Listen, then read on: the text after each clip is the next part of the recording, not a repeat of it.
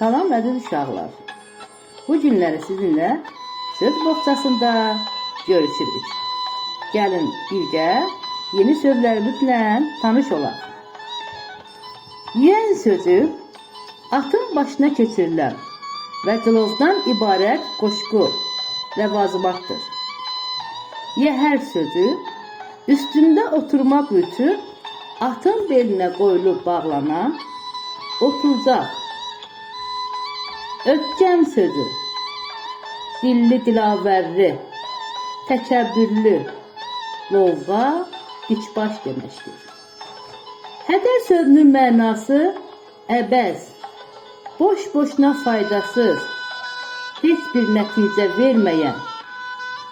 Hədəf sözü məhv ediləcək, sıradan çıxarmaq üçün qoyulmuş yer, nişan deməkdir.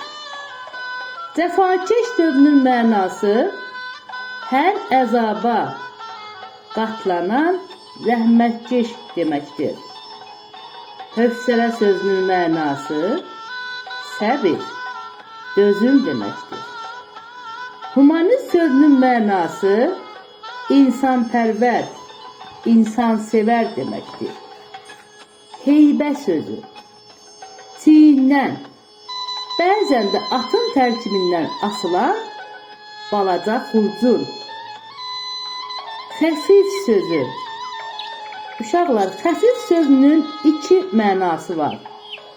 Birinci mənası mülayim, yüngül, yumuşaq deməkdir. İkinci mənası isə zərif, incə deməkdir. Xərrac sözü vergi deməkdir.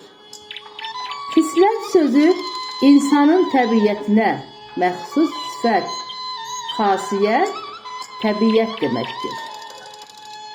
Xudbin sözü ancaq özünü düşünən, öz mənafeyini hər şeydən yüksək tutan adam, egoist.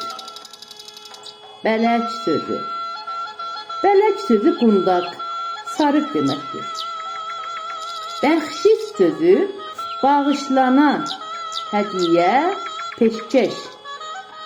Fələk sözü göy, səma, asiman deməkdir.